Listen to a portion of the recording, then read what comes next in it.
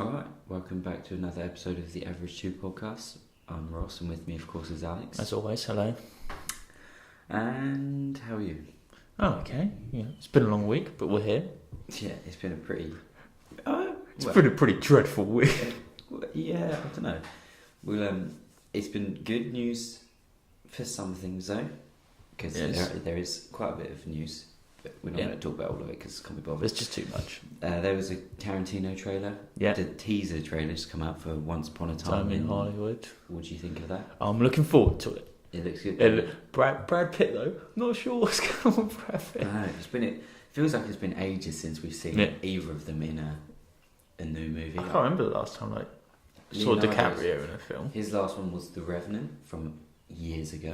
That must be like, what, 4 or 5 years? Maybe 3, yeah. But Brad Pitt, I can't remember Brad Pitt's like World War Z. Oh no, or something like that, I can't remember. But Margot Robbie as well. Yes, yeah, please. She looks great. Yeah. There's the Bruce Lee bit as well. Yeah, he's like, I punch a man with these fists. They die. Yeah. I get arrested. He's like, we always get arrested if you kill someone with your fists. Yeah, so that looks great. I look forward to seeing what. I think it's out in June. Trailer. I think it's June or July. It's out. Yeah. Damn, I'm away in June. It's fucking ages away. But yeah, no, I'm looking forward to that. Also, they've announced Bill and Ted 3. I'm fucking excited for that. Have you seen Bill and Ted? No. I've seen the first one. Love it. I assume there's a second one. Yeah, I was going to say the second one. Haven't seen it. But Keanu Reeves being like that again. I'll pay a lot of money to see that. And Toy Story 4. Yeah. You saw the trailer? I did see the trailer. I didn't sit through all the trailer. I didn't like it that much. No, neither did I, to be honest. I thought they finished pretty strongly. Yeah, 3. They finished really strong. Bless you. Thank you. 3 would have been a really great ending to the trilogy. Because I was on the edge of my seat when they're like, you think they're all going to die. Yeah, exactly. Yeah, and everyone remembers that bit. Yeah. And now they go to a new home. And I'm like, oh, what an ending! Perfect trilogy. Yeah, perfect closure for growing up. And now it's just another road trip. We've lost Woody again. Yeah, it's literally that, isn't it? And I don't. There's that weird spoon fork thing. Yeah. They find Bo Peep along the way. I don't know. Yeah, I didn't even know that she'd gone, but yeah. Could be a big disappointment. Could be. It could also be fine. So. Okay. Yeah, well, I'm not really looking forward to it that much. Obviously, we'll see it, but... Oh, yeah. It's not something I'm not on the edge of my seat for it. I'm not on the edge of my seat for it. I want to go to a midnight screening of Toy a midnight Story release 4. of Toy Story 4. As you said, it was also Fox 2000s being shut down. It's been closed by Disney. Which is... They're taking over the world, Disney. Yeah. I'm not sure how I feel about it. When you buy Fox, that's pretty much... That's it. You're done. You're set for life. They own X-Men, so what more can we do? Yeah. But Fox 2000, they did movies, The Fault in Our Stars, didn't they? And Love, Simon from last year. Love, Simon. What film? Before. Great. Yeah, so I'm not sure why they shut it down, but... I mean, it's not. I doubt that it's like that. We're not going to get movies like that from them anymore. But yeah, it's a bit weird to shut down that specific company. But yeah, we'll see. And that's about all for the news. Avengers tickets on Monday. I'm calling it now. Oh, okay. Yeah. Tom Holland tweeted Monday morning. Oh, I'm on it. Maybe it's just a trailer for another film he's doing. And the other Spider-Man film. Spies in Disguise, the new animated movie he's doing with Will Smith. Oh yeah, that's about to do. It's a massive troll. Yeah. Alright. Anyway, what films did we see this week? We saw What Men Want and Fisherman's Friends. What a week! I think we'll talk about What Men Want first because that's probably the more popular of the two. Unfortunately, yeah, it probably is the most popular of the two. So, what was What Men Want? It's about this woman who. Ali Davis is her name. Played by Tajari P. Henson. And she is like a sports agent, works for this big sort of national company. Mm-hmm. And then she wants to be made like a partner, get a promotion. She doesn't get it because she feels like she's not a man. Oh, yeah, it's a bit of a stereotypical boys' club is the way she uses. Boys' club, yeah. And then she meets this dodgy sidekick at a hen do, drinks some weird tea, and all she can hear is men's thoughts. Yes. And it is a remake of the movie... What Women Want. What Women Want, starring Mel Gibson from... like 20 years ago, and even that movie's way too long. That movie's like 2.5 hours, which is a long time. That's too long. Someone listening. I don't want to see 2.5 hours of Mel Gibson. So yeah, What Men Want. What did you think of this movie? I thought it was pretty boring. Yeah, I thought it wasn't that funny. I think the performances were pretty bad by most parties involved. Yeah, it was too long. By the end of it, I was tired and bored. And it does go on for. It's about 2 hours, so about an hour 55. I think the only sort of funny performance was just that the dad who's the basketball player's agent, Tracy Morgan. Yeah. He was funny, but still, he had so many jokes in that film that just did not land. Yes. And it was like every other third joke was funny. But Tracy Morgan, but he's like fun naturally. He's a funny person so you'd assume in a 2-hour movie, he'll land at least one. You'd hope so that he does. I will say that I did think that Tajari P. Henson, Ali Davis, I thought she was all right though. She actually tries in this movie. I think she could be quite funny. She commits in every film I've seen her in. She commits to it no matter what it is. But so I thought she was okay. She tries her hardest with it. I think it feels like she knows that she's been given a shit script, but she thought the script was terrible. Oh yeah, I'm gonna fucking try my hardest. I'm gonna try. I can do it. Yeah. So I think that I think she could be a good. Yeah, with the right script. Yeah. And the right amount of time and direction and writing. Yeah, I think she could be good because she's got it. She just needs good material to go off of. Yeah, she get the way she. Just the way she is, she reminds me of fucking Jim Carrey or something. She could be up there. Really? That is a bold statement. Yeah. Well, she was funny. She could be funny, but if you give her... Not in this film. No, exactly, yeah. But when I've seen her in Hidden Figures, she was good in that. And yeah, I think she can be good. Unfortunately, I don't think that she is given enough to go with in this movie.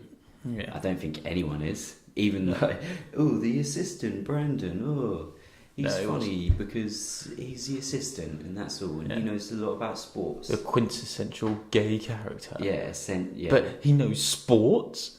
And she's like, well, you don't have what it takes to be an agent. You know nothing about sports. And he just lists all these facts. And, okay. Yeah, so it was... so all it really is she's trying to make partner by signing this young basketball player.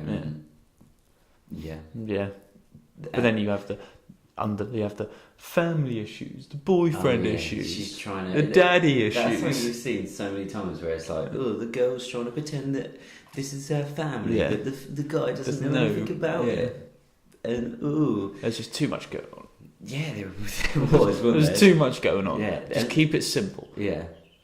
It's weird though, because with the trailer and stuff, it kind of shows you most of the jokes that happen.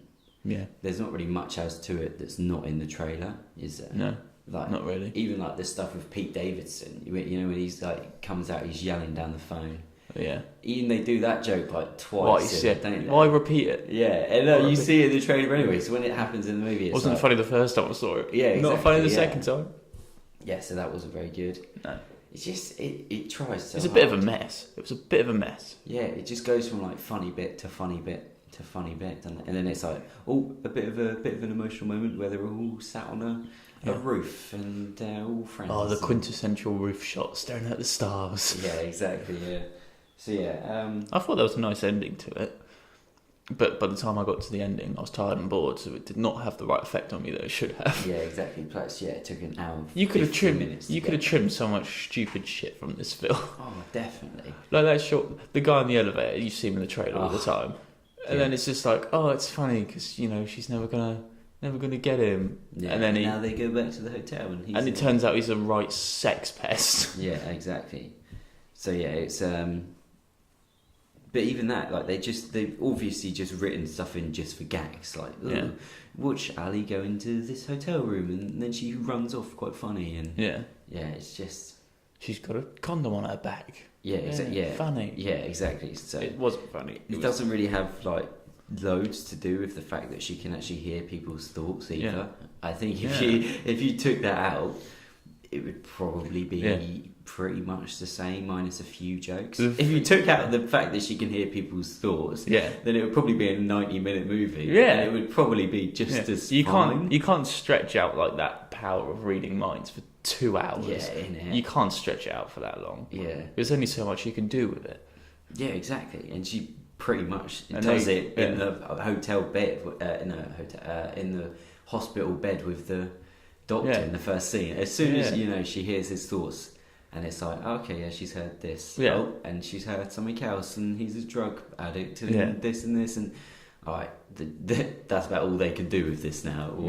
And then it's another. And it takes her 50 minutes. It takes her about 20 minutes to actually realise what the power is. Yeah. But he instantly, and I love how Brandon, the assistant, is instantly like, oh, she can hear my thoughts. He gets it straight away. 2 things he hears. Okay, she can actually hear my thoughts now. It's like he said something about her being hungover, and then she's like, okay, stop doing that. And the next thing he says is, wait, you can hear my thoughts? Yeah, and it's just, I just love how it's like instantly like gets in the car. She hears 2 things, says 2 things. Oh my god, she can hear my thoughts. Okay. Yeah. It's a pretty stupid film. It doesn't make that much sense. Yeah. It's far too overcomplicated. It's too messy. It's too long. It's way too long. Yeah. I can't really remember much of what women want, but I don't. That one focused more on the fact that he could hear people's thoughts, and it wasn't the obviously in this you've got that she's trying to sign the basketball player. Yeah. So they didn't really have that. So maybe it would have been, you either focus on the fact that she can hear these men's thoughts, or you focus on the fact that she's a woman trying to prove herself and well, not prove herself, but she's trying to sign this person so that she can make partner and then prove that she's just as good as everyone else. There's 2 different routes. They're 2 completely different stories. They can maybe both be comedies, but they're 2 completely different things. So what do they do? Let's fucking merge them. Let's merge them with the Mel Gibson, make it a Mel Gibson remake. Yeah, that'll go down. That'll get them. Yeah. But surprisingly, and I'm very surprised, they made it for a lot less, and it's made a lot more money than I could ever have thought. I could see it making money. But how much do you reckon they made it for? Because a film like this, where it's like quite big and like Porsches and big buildings and not really many actors in it that you're familiar, but I thought, maybe like $40 million, like a budget. I was about to say 50. Yeah, but like a budget where it'd be like you can't see the budget, but you just know a lot of money's gone into this. They only actually made it for $20 million. Wow. Okay. I'm very surprised. Because you have the big shots in like all the skyscrapers. Yeah, exactly. Yeah, and like when they're in the boxes and that reminds me when they have to watch it. There's a scene where they go to watch a basketball game and hang out, don't they? Yeah. And they're in the box, and it's just green screened a basketball game in the background, which looked terrible. Yeah. That probably got the biggest laugh out of me. Was just how terrible the green screen was. It was, yeah. But I thought there was a lot of money ploughed into this, but maybe. And it made $65 million, which is I can see why. Reasonable, yeah. You're going to get all. There was people in the cinema laughing, which is just a lot of. Yeah, I mean, and to be fair, the trailer does kind of sell it as like easy. It's a rom-com. Yeah, pretty much. Yeah, exactly. Yeah, and as I said, people go see. Oh, that looks kind of interesting. Let's go and see that, and then. Yeah, and Henson is, like I said, she is good, and in the trailer she does look quite good in that. Yeah. And so I can see why people would see this, but then I could also see why people wouldn't want to see this. But yeah, they have, and so it's successful. It was directed by Adam Shankman, I think his name was. Adam Shankman. Who did Hairspray. bedtime story. And I do like Hairspray, I'm not going to lie. I haven't seen it. I do like Hairspray. And The Pacifier. Oh. You know that movie with Vin Diesel? Yeah, I remember. I used to watch that so much. I thought that was a classic back in the day. Vin Diesel as a nanny. It's only because it had actually not that bad action sequences in it, and I'd be like, that's the closest I could get to a fight scene in a kids film. I completely forgot about that film. Yeah, it's fine. It's not bad, to be fair. No, it's not actually. Would you buy this on DVD? No, I wouldn't. Not at all. Doesn't deserve to be in my DVD collection. No. But I don't think it should be in yours either. If I did go through a Taraji P. Henson phase, which I could see because she is good, I would probably consider buying this. Maybe if it was on offer on iTunes. Yeah, I wouldn't buy it for a tenner. I wouldn't. Maybe if it was in a bundle with What Women Want. Yeah. Because of course we're going to get that bundle, and it was cheap enough. Yeah, I'd consider buying it. I probably wouldn't watch it, but no, yeah, it's. I would. It's fine. Would you recommend seeing it? No. No, I probably wouldn't. No. It's not 2 hours long. No, yeah, that's true. If it was an hour and a half, you want to kill some time. It's a shame. It feels like it's been. It does feel like it's been wasted on Henson, but yeah, she deserves better. She does. She does deserve better. She deserves better than Hopefully this. she'll get better. But I'm sure she will. Yeah. Well, what else did we see? And then on Thursday we saw Fisherman's Friends. And what's the story of that? About these 10 fishermen from Cornwall who end up meeting this kind of agent in the music industry and try and sign them to a one album deal for a record label. Yeah. Which is a true story. Yeah, which is weird. I didn't actually know it was a true story until I googled it. Yeah. And then spoiled it for everyone in this. So what did you think of this? I thought it was better than I thought it was going to be. I was kind of dreading going to see this. I was exactly the same. Because I was like, this is going to be terrible. This is going to be awful. I had visions of Walk Like a Panther going through my head going, yes. Oh God, this is going to be dreadful. But I thought it was better than I thought it was going to be. But still, it was not great. No, I would say that it was good, though. I'll give it credit. I thought it was okay. For a film of what it was about, I was thinking when I was going into it, like, shit, at least it's only an hour 50. Yeah. And then, it starts and I was thinking, oh, fucking hell. And then it keeps going and I was thinking, oh, shit. And then I got to a point where I suddenly thought, you know what? This is okay. This isn't horrendous, actually. No. Like, this isn't actually that bad. Yeah, you've got Daniel Mays, who plays Danny, he's like the agent, what would you call him, like a scout. Yeah. And he's a mouth breather, because he's always got his mouth open. He does, actually. That's how he acts, isn't it? Yeah. When he's happy, mouth open, smile. Yeah. When he's sad, mouth open, sad. Yeah, frown, and his eyes water a little bit, doesn't it? God. And his neck, he's got like a bit of a neck. There was some pretty cringy acting throughout. Yeah, there was. Yeah. This. But no, I thought he was fine though. And I enjoyed it a lot more than I ever thought I would have. I think I did, because there was moments where I think that it was unintentionally funny for me. Yeah. I don't think a lot of the bits that were meant to be funny weren't that funny. Like when he's trying to cry. Yeah, exactly. With that open mouth cry. Yeah. And like a lot of like the two old guys, and they're like the two old guys that actually speak from the band.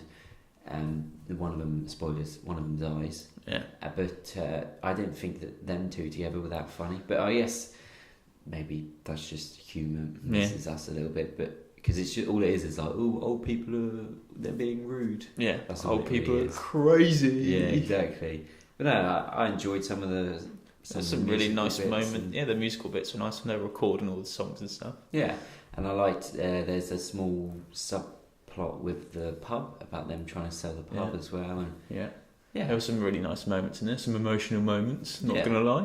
I would put this into a film where I would defend this movie. I'll defend it because it's not perfect. No. There's I would obviously rather cast Hayden Christensen as Danny. Yeah. Or put him in this movie. Just have him as one of the singers. Or I'd have Idris Elba in this movie as Danny. Yeah. Anyone as Danny. I'd have John Hamm. John Hamm as Danny. Yeah. Or no, I'd have John Hamm as Noel Clarke. And Noel Clarke as Danny. Yeah. It's perfect. Yes. I can see John Hamm being like a studio exec. Yeah, trying to get the deal over the line, trying to get the deal done. Noel Clarke stuck down there trying to sort him out. But yeah, I love Noel Clarke. He's so good. Him in his young Doctor Who days. I was about to say, that's all I know him from, really, just Doctor Who. Oh, he was so good. But yeah, he's good in this movie. I thought it's James Purefoy plays Jim, and Tuppence Middleton plays the girl, because I don't know how to say her name. But yeah, I thought they were fine. I actually did quite like James Purefoy as Jim, as the dad. I thought he was pretty good. Yeah, but I was thinking like him and his daughter didn't look that too far away from age. No, yeah, I could see that, especially when you throw Danny into the middle of it as well. Yeah.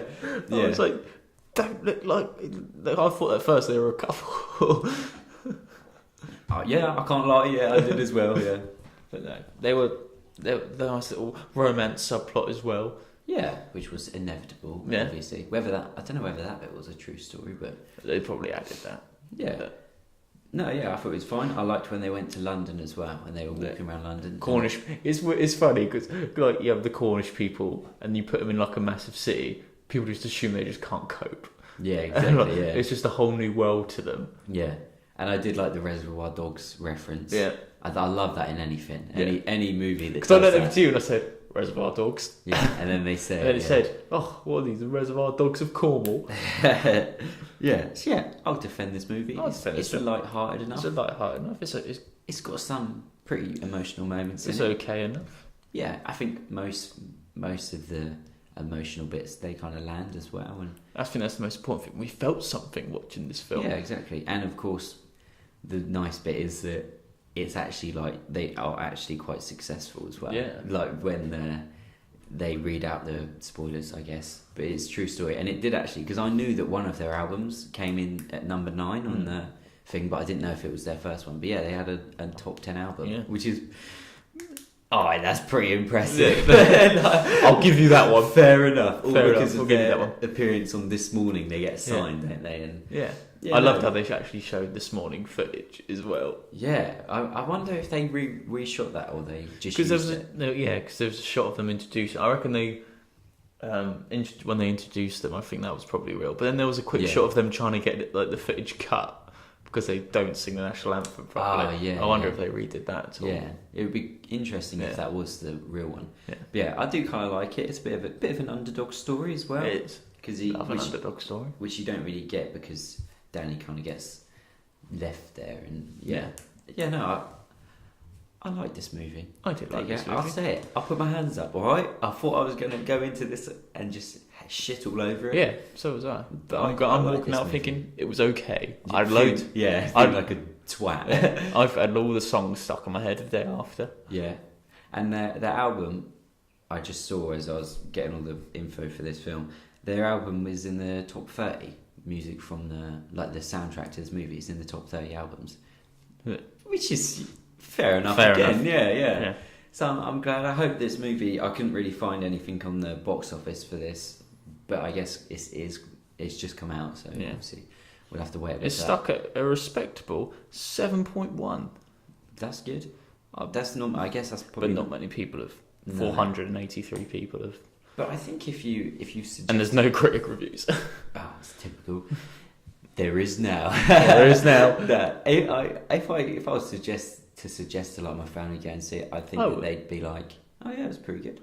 My nan saw it on Friday. She loved it. Yeah, exactly. I said it to Mum this morning. I was like, type of film your nan would love. I think that's probably the best way. Yeah. And that everyone else can sit through and relatively enjoy it. Yeah. They won't be disappointed, I don't think. I hope that Daniel Mays gets a BAFTA. At least nominated. Yeah, exactly. I want him to win it. He's going to win it right now. Put your money on it. He'll be nominated along with Noel Clarke. And Noel Clarke will win it. Yeah. Yeah, put money. I'm pretty sure I said this about something a few weeks ago, that somebody's going to win the Oscar or something. But yeah, trust me, put some money on it. No, don't. It will come through. Yeah. I will say that it was produced under the same people that made Finding Your Feet. Oh. You remember that movie? Which is also exactly like this. I have the exact same emotions towards this film as I do for that. So yeah. I couldn't find the producer's name, but good for them. Okay, yeah. I will continue to go and see their movies reluctantly and then come out and join them, because that was exactly how we were for Finding Your Feet one day. It's going to be shit. Yeah, it was alright actually. It wasn't too bad. Oh god, this is going to be so boring. Oh, it's not too bad actually. Pretty good story that is. Let me just iTunes them. Yeah, I did. I was playing them on Vivo earlier. Yeah, of course. But yeah, well, would you buy it on DVD? Maybe. If you go on iTunes, say you're going on holiday soon, you go on iTunes and you see this. There you go. You see this for $5.99. Would you buy it? No, not $5.99. $4.99. $3.99. I'd buy $3.99. I'd probably go for $5.99. $3.99. I'd buy it. Yeah, it's a good... If it was in a buy one get one free with Finding Your Feet, I'm buying it. yeah. If there was a bundle, with Finding Your Feet, and I'm buying it. Yeah. Okay. Yeah. I think we could agree on that. It's a good travel movie. Yeah. Put those two. If you go away, it reminds you of England, sort of. Yeah. Sort of. Cornwall. Yeah. Pretty much the same. Yeah. Yeah. I'd probably buy it on DVD. I'd probably buy it just to, because if you want some Cornish folk song. Yeah, exactly. If you want a taste of England, that's not London, not that Cornwall. Yeah. Well, I think that there you go. That about wraps us up. It's Us comes out. Us is out. Yeah. Us is that. And 5 Feet Apart with the one with Cole Sprouse. About time we did a film I can see in cinema. And that one looks not bad. I haven't seen the trailer for it. No, I'm excited for it. But I'm excited for Cole Sprouse. Yeah, exactly. I think it's Cole Sprouse. It's one of the Sprouses. Yeah. Probably both of them. That's how they used to do it. Half and half. Yeah. Yeah, anyway, thanks for listening and cool. Take care. Bye.